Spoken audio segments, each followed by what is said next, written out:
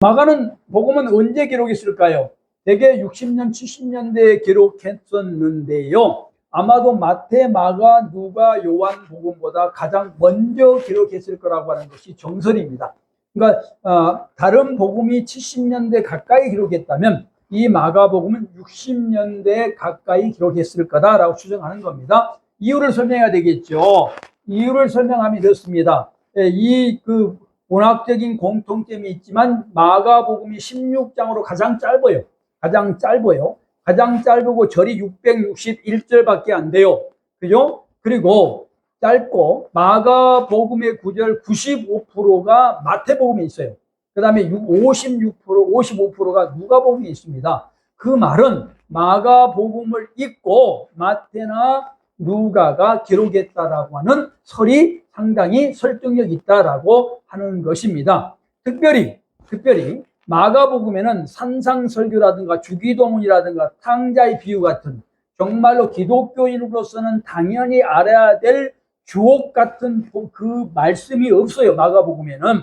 그 말은 무슨 말일까요? 만약에 마가복음이 마태나 누가복음보다 뒤에 썼다면 이런 중요한 말을 뺄 필요가 없잖아요. 왜 빼겠어요? 이 중요한 말을. 그러니까 먼저 썼기 때문에 이 말이 생략됐다는 거예요. 그리고 마태나 누가는 이거를 보완해서 썼다라고 보는 것이 옳다는 것입니다. 언어와 문체도 그렇습니다. 아까 말씀드린 대로 마태나 누가는 굉장히 세련된 글을 써요. 그런데 마가는 매우 거칩니다. 물론 그 사람이 공부를 마태나 누가처럼 공부를 많이 하지 않았다는 것도 이유가 되지만, 그러나 초창기에 썼기 때문에 거칠고, 이 거친 것을 마태나 누가가 세련되게 고쳤다라고 보는 것이 좋다라는 것입니다. 특별히 마가복음에는 아람어 표현이 나타납니다. 달리다곰, 에바다, 엘리엘리, 나마사박단 등이 가감없이 아람어가 등장을 합니다. 후대 복음서 마태, 마가, 누가복음은 어떻습니까? 그걸 줄입니다. 왜 줄일까요? 배려가 생긴 거예요. 처음에는 이렇습니다. 야, 우리가 지금 예수 믿고 우리 언어야, 우리가 아람어를 써. 그리고 예수님이 아람어를 쓰셨어. 그러니까 무조건 써. 예를 들면 이런 거죠. 목사들 초창기, 담임 목사를 안 해본 사람 어떻던가요? 굉장히 고집이 세죠, 말이. 그렇잖아요? 담임 목사 하다 보면 어떻게 되던가요? 부드러워지고 세련되게 바뀌어요.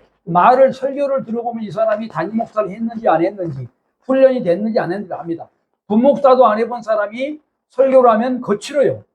저도 많이 경험해 봤지만은 훈련이 안 됐기 때문에 그래요. 부목사도 거치고 전도사도 거쳐야 이렇게 설교를 해야 좀 말이 세련되게 바뀌는 거거든요. 거치게 된단 말입니다. 그러니까 왜냐하면 다른 사람 신경 안 쓰는 거예요. 듣거나 말거나 다른 사람이 뭐라 하거나 신경 안 쓰는 사람이 목사 호봉이 낮은 사람의 특징이에요. 그러니까 그런 사람들은 굉장히 막 다른 사람을 공격적이에요. 대부분이 그런 사람들은. 근데 그래서 어떻게 해서 이 사람 마가는 아람어를 쓴 거예요. 그냥 알아듣거나 말거나, 우리가 지금 예수님이 아람어 썼으니까 너희들도 알아들어, 이렇게 쓴 겁니다. 그런데 어떻게 돼요? 마태나 누가는 바꿉니다. 뭘로 바꿀까요? 그 당시에 국제 통용어에 있던 헬라어로 많이 바꿨다는 거예요. 누구 편이 되는 거예요?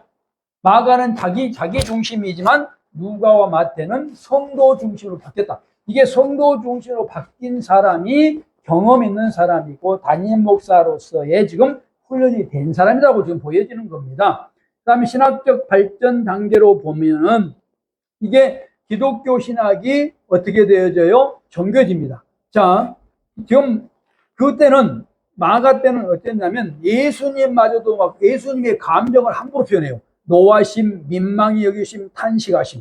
선생님 보십시오. 선생 아닙니까? 여러분, 선생님을 함부로 이렇게 비하면 어떻게 돼요?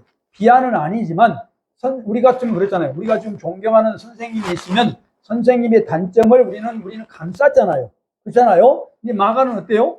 초창기라 예수님의 감정을 그대로 표현합니다. 지금 우리는 그냥 읽어서 그러지 하면 제 말씀을 듣고 마가복음을 읽어보라고요? 정말 선생님을 이렇게 말해도 돼? 아무리 우리 예수님이 화냈다고 하지만 이렇게 써도 돼? 네? 이렇게 질문이 될 정도로. 근데 마태와 누가는 그렇게 쓰지 않습니다. 예수님에 대한 경외심을 굉장히 강조합니다. 같은 표현이라도 그런 차이가 있었다. 그래서 마가복음이 먼저 됐다는 것입니다. 마가복음 베드로를 비롯한 제자들의 무지함, 믿음 없음, 비겁함을 막습니다.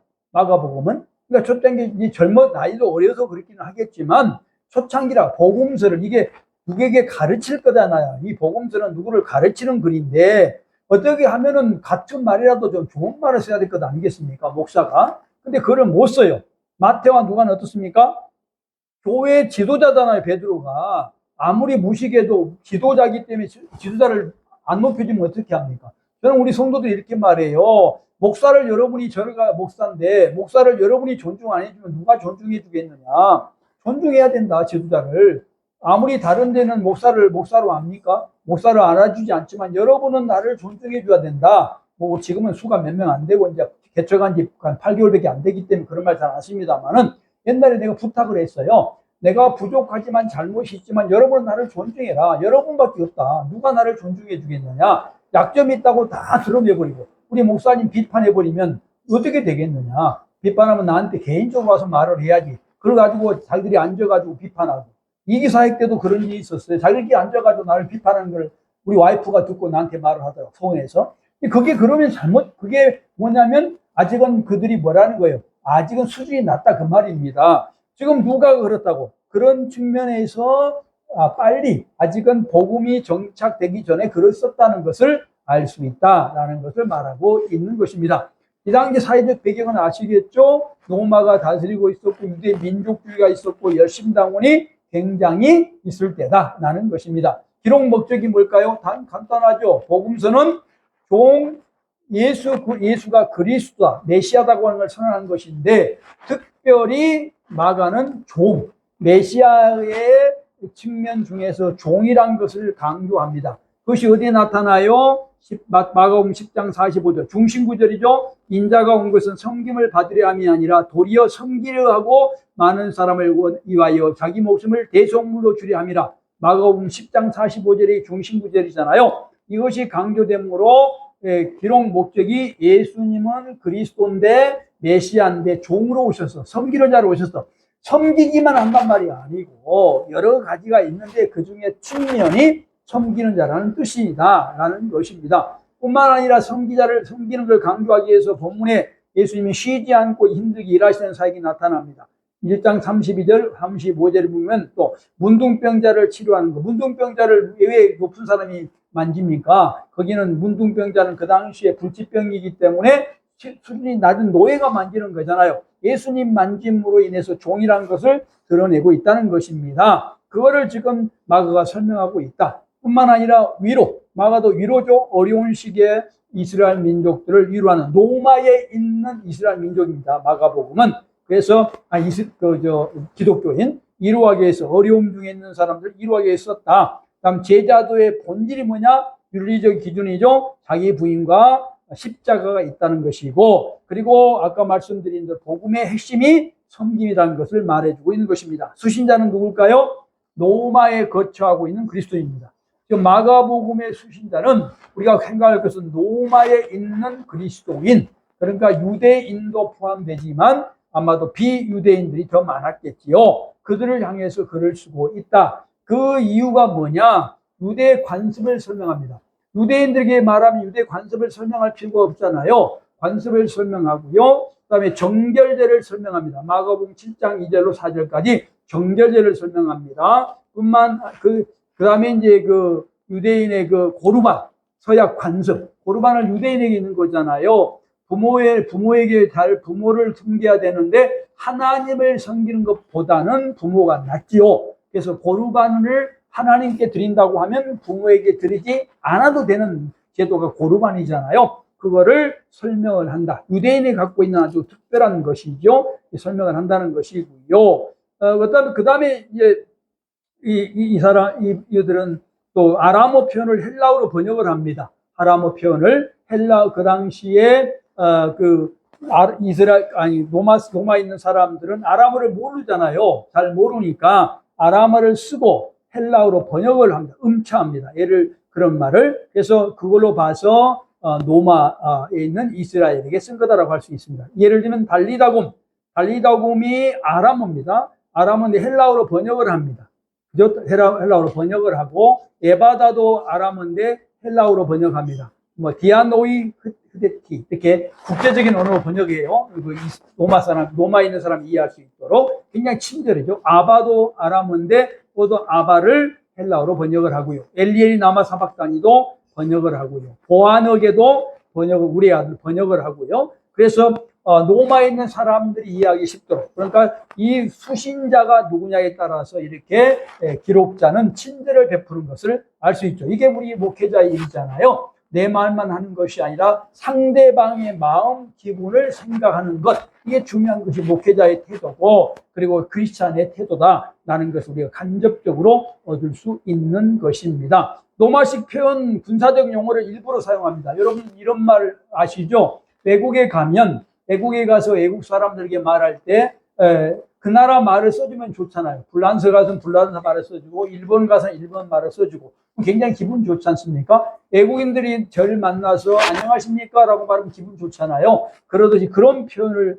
라틴어를 쓰고 있다는 거예요. 이 여기에 마가복음에 굉장히 배려를 많이 하고 있는 것을 볼 수가 있습니다. 로마의 행정 군사 체계를 인용을 하기도 하고요. 그 다음에 로마의 군사 용어를 씁니다. 군사 용어를 써서 씁니다. 예를 들면 백부장을 라틴말로 써요. 백부장을 라틴말로 쓰고, 이런 것들 굉장히 신경을 많이 쓴 걸 알 수 있잖아요. 그래서 복음을 복음되도록 많은 사람이 알아듣도록 하는 데에 최선을 다한다는 것입니다. 세금 제도도 라틴말 센서스라는 말을 씁니다. 헬라어로 번역해 쓰지만 켄소스, 헬라는 켄소스잖아요. 라틴말 센소스를 음차한단 말이에요.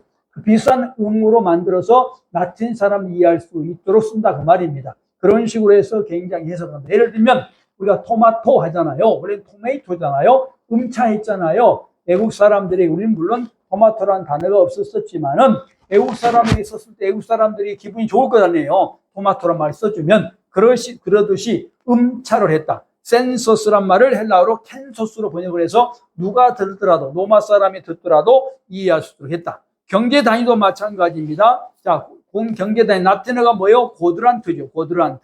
고드란트도 음차를 했습니다. 이게 라틴말로. 헬라어 번역, 넵돈도 마찬가지고, 그 다음에 데나리온도 마찬가지고, 이런 말을 써줌으로 인해서 로마에 있는 사람들이 복음을 받는데, 예수를 받는데 쉽게 이해할 수 있도록 했다라고 지금 우리는 여기 마가복음을 통해서 이해할 수가 있는 것입니다.